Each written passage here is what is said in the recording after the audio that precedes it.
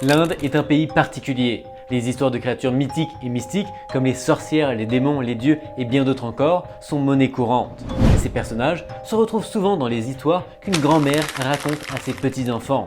Néanmoins, ces légendes sont passées de génération en génération et peuvent se retrouver dans des témoignages encore aujourd'hui. Ce qui nous amène à nous demander à quel point sont-elles uniquement des légendes.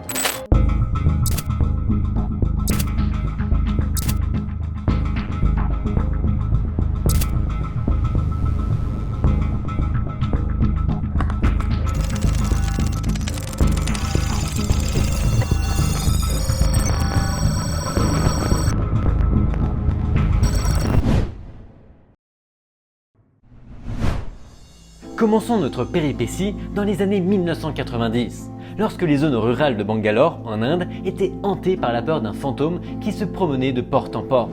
Le bruit d'un coup frappé à la porte peut être l'une des choses les plus effrayantes lorsqu'on n'attend personne. Dans les traditions et les légendes, ouvrir la porte à un inconnu est la plus grande erreur que l'on puisse commettre. Car une fois la porte ouverte, on n'a plus aucun contrôle, et c'est vrai quand on y pense. On se laisse à la merci de ce visiteur inconnu. Soyez donc vigilants et investissez dans des Judas. Mais que se passe-t-il si la voix de l'autre côté vous semble familière, comme celle d'un ami ou d'un membre de la famille? Avant l'urbanisation galopante de Bangalore, il existait de belles zones rurales où une certaine légende urbaine inspirait la crainte aux habitants.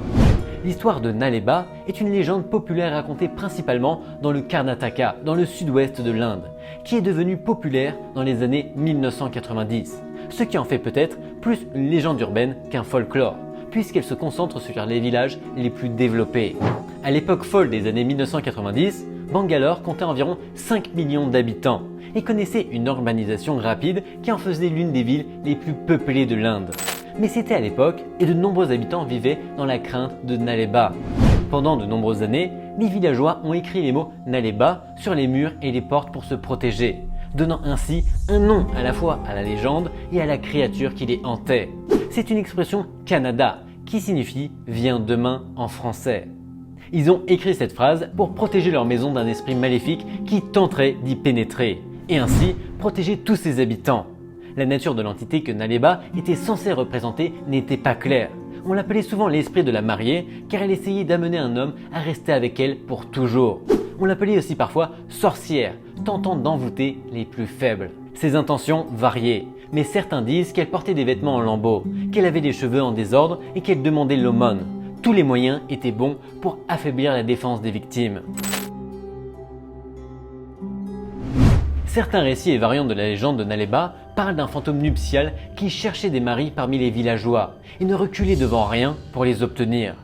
Même si la légende ne sera probablement jamais aussi tristement célèbre qu'à son apogée dans les années 1990, la légende urbaine a l'habitude d'être entendue dans la région de temps à autre. L'esprit de la mariée s'empare généralement du fils unique ou de l'homme de la maison, le seul soutien de famille, apportant le malheur non seulement au pauvre homme qu'elle enlève, mais aussi à toute la famille qui se retrouve ruinée. Elle fait du porte-à-porte la nuit, frappant à chacune d'entre elles et essayant de les ouvrir. Lorsqu'elle parle à travers la porte, elle prend la voix de votre parent ou de votre proche, vous appelant par votre nom pour vous faire ouvrir la porte. Mais si vous l'ouvrez, la mariée fera tout son possible pour vous faire regretter de lui avoir ouvert. C'est pourquoi les villageois ont eu l'idée d'écrire Naleba sur les portes et les murs de leur maison pour se protéger. L'idée est que le fantôme de la mariée ou de la sorcière lira les mots et reviendra à un autre moment. De cette façon, le cycle se poursuivra dans le temps et vous serez protégé. Si vous partez en vacances en Inde, n'oubliez surtout pas d'écrire Naleba sur votre porte et n'ouvrez à personne.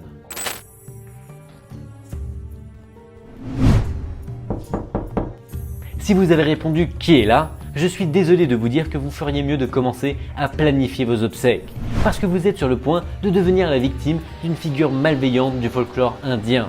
Elle vous répondra certainement par une voix familière et c'est à cet instant que le piège se refermera sur vous. S'agirait-il de la Naleba? Peut-être. Essayons encore une fois. Tout d'abord, assurez-vous d'avoir écrit « Venez demain » à l'extérieur de votre maison, à côté de la porte d'entrée. Si vous avez commandé un plat emporté ou si vous attendez une livraison d'Amazon, l'option la plus sûre est de faire comme si le Naleba était derrière votre porte. Dans ces cas-là, la solution que je préconise est de contacter votre voisin le plus proche et de lui dire de venir le plus rapidement possible, car vous rencontrez un problème à votre porte. Si vous rejoint sain et sauf à côté de votre livreur de pizza, alors vous êtes sauf. Sinon, vous aurez fait le bon choix. L'autre possibilité que vous aurez, lorsque vous aurez épuisé le répertoire de tout votre voisinage, il faudra alors se figer, de ne faire aucun bruit et de prier simultanément toutes les divinités et forces cosmiques imaginables pour que vous surviviez aux prochaines 24 heures. Vous ne devez en aucun cas répondre à l'appel de Naleba. Si vous pensez qu'elle est à votre porte, n'ouvrez pas. Si elle est derrière vous et que vous voulez voir à quoi elle ressemble, vous feriez mieux de penser à quel enfant vous souhaiteriez lui jeter comme sacrifice et vous enfuir le plus loin possible.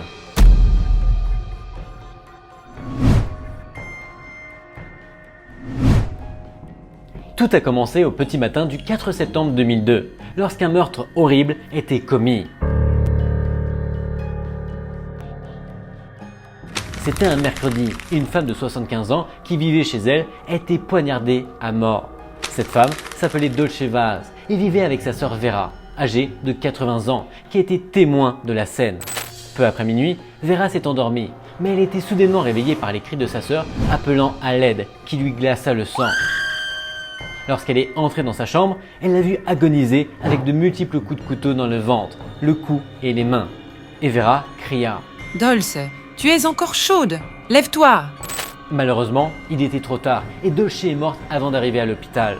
Au cours de l'enquête, la police a soupçonné qu'il s'agissait d'un cambrioleur qui s'était introduit chez elle 6 mois plus tôt. Mais le coupable n'a jamais été retrouvé. Ils ont également déclaré qu'il y avait un motif lié au terrain et à la maison dans laquelle les femmes vivaient.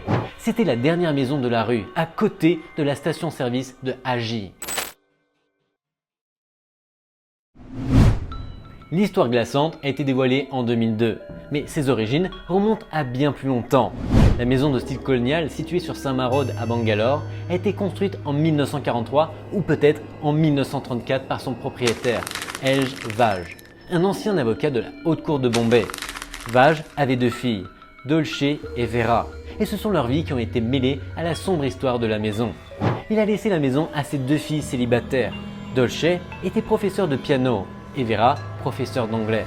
Malheureusement, après le meurtre tragique de sa sœur, Vera abandonna la maison à la suite d'un conflit de propriété, ou du moins déménagea dans un endroit plus sûr, laissant derrière elle non seulement la propriété, mais tout ce qu'elle possédait et renfermé. La maison est restée en ruine pendant les 12 années suivantes, acquérant au fil du temps une réputation sinistre. Les habitants et les explorateurs courageux qui se sont aventurés près de Terra Vera ont fait état de rencontres étranges. Au fil du temps, certaines histoires ont été ajoutées au meurtre brutal, comme l'idée macabre selon laquelle Dolce aurait été enterré sur le site par le tueur.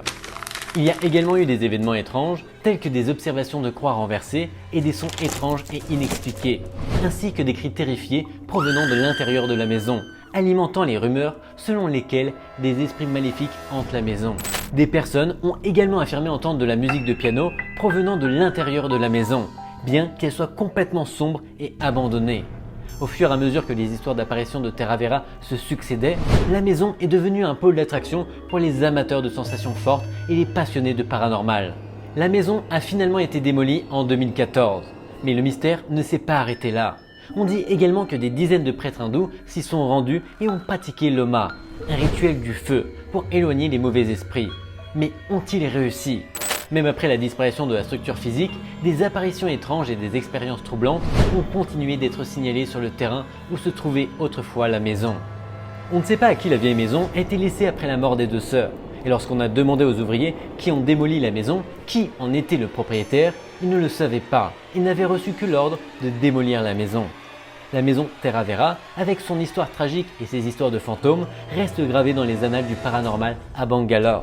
Bien que les sceptiques puissent considérer ces histoires comme de simples superstitions, la présence indéniable de phénomènes fantomatiques et la peur persistante associée à la maison continuent de captiver l'imagination de ceux qui osent se plonger dans son sombre passé. Dans une ville connue pour ses progrès rapides et ses avancées technologiques, la maison Terra Vera rappelle de manière obsédante que le passé, avec tous ses mystères et ses tragédies, n'est jamais bien loin. Que l'on croit ou non au surnaturel, l'aura énigmatique de la maison Terra Vera témoignent du pouvoir durable des histoires qui transcendent le temps et l'espace, nous rappelant que certains mystères sont destinés à rester irrésolus. Merci d'avoir suivi cette vidéo, j'espère qu'elle vous a plu. Si vous avez la moindre suggestion ou commentaire pour la suite, n'hésitez pas à me le mettre dans les commentaires. Dans tous les cas, on se voit vendredi prochain sur cette même chaîne. Bye bye!